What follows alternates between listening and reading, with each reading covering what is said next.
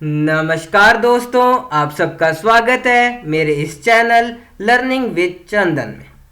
आज के इस वीडियो में हम बात करेंगे 3 ऐसी इम्पोर्टेंट चीज़ों के बारे में जो कि एक रिव्यू आर्टिकल लिखने से पहले आपको मालूम होनी चाहिए। सबसे पहली चीज़, ये क्या है और क्या करती है। तो एक रिव्यू आर्टिकल एक वो आर्टिकल है जो कि औरों के काम पर बेस्ड है।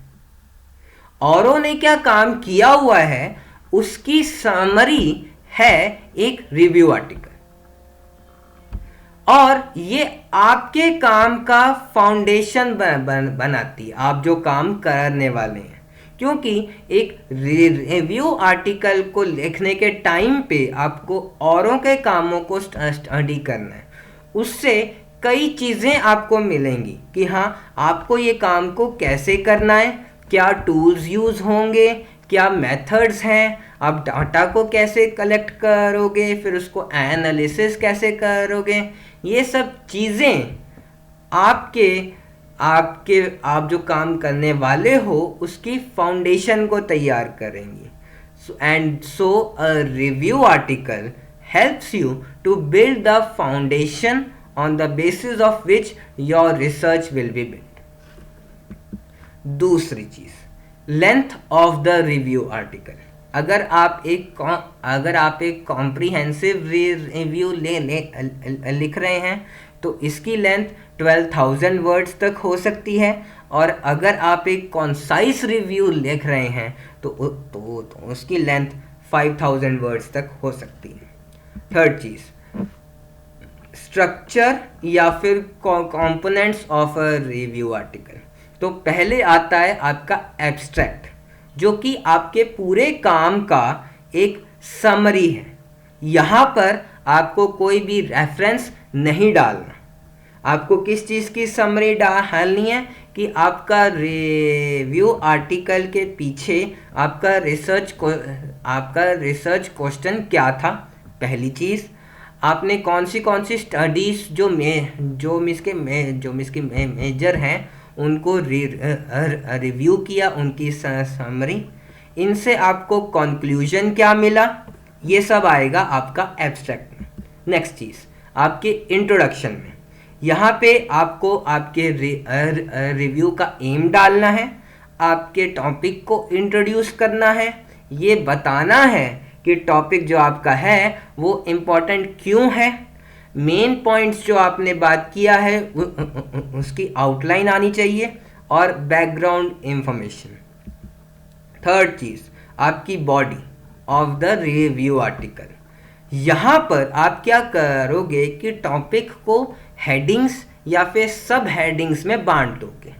ठीक है, यहाँ पर उनको स्ट्रक्चर करने का वे क्या है कि या तो मेथडोलॉजी के हिसाब से उनको स्ट्रक्चर करो कि अब जैसे एक काम को करने के 4-5 वेज हैं, तो एक वे के बारे में पहले बात करो, फिर एक वे के पहले में बात करो, फिर एक वे में बात करो। तो ये आपने स्ट्रक्चरिंग किया on the basis of methodological approaches. तो ऐसे भी हो सकता है, आपके मॉडल्स या फिर थीसिस के बेसिस पे भी हो सकता है। आप एक स्टडी को दूसरे से भी आप कंपेयर कर सकते हो, क्रोनोलॉजिकली भी हो सकता है, और जियोग्राफिकल लोकेशन के बेसिस पे भी हो सकता है। मींस आपकी कंट्री में क्या क्या काम हुए हैं, फिर किसी और कंट्री के बारे में बात कर लीजिए कि हाँ, इस कंट्री में इस फील्ड में क्या क्या काम हुए। तो ऐसे आप आपके रिव्यू आर्टिकल के बॉडी को आप स्ट्रक्चराइज करोगे इनटू हेडिंग्स एंड सब हेडिंग्स।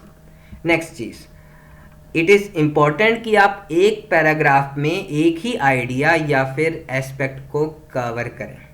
ठीक है, फिर फोर्थ चीज़ आएगी आपकी कंक्लूजन। यहाँ पर आपने जो इंट्रोडक्शन में जो आपका रिसर्च क्वेश्चन था उसको आप आंसर करोगे, फिर से आप आपके एम ऑफ द रिव्यू को लिखोगे, आपके फाइंडिंग्स क्या हैं, और ऑथर्स ने क्या है दिया हुआ है, आपके साइड से रिकमेंडेशंस क्या हैं। कुछ अगर अनसॉल्व्ड है तो वो क्या है, और आगे क्या काम किया जाए जो जो जो कि इन गैप्स को फुलफिल करेगा। ये सब चीज़ें आएंगी आपके conclusion of your review article. और फाइनली आपके आएंगे रेफरेंसेस। तो रिव्यू आर्टिकल लिखने से पहले ये 3 चीज़ें जो मैंने आपसे अभी बात की हैं, इनके बारे में जानना बहुत ही इम्पोर्टेंट है। मेरे को उम्मीद है मेरा ये वीडियो आपके काम आया होगा। अगर तो आया है तो इस वीडियो को लाइक, शेयर और कमेंट ज़रूर करें, और मेरे इस चैनल लर्निंग विद चंदन को सब्सक्राइब भी करें। आपके लिए एक फ्री की ई बुक है by the name things to not do during PhD। उसका लिंक जो है वो नीचे डिस्क्रिप्शन में है, और अगर आप चाहें तो मेरे इस काम को सपोर्ट कर सकते हैं डोनेट करके। उस चीज़ का लिंक भी मैंने दिया हुआ है। Till the next time, take care.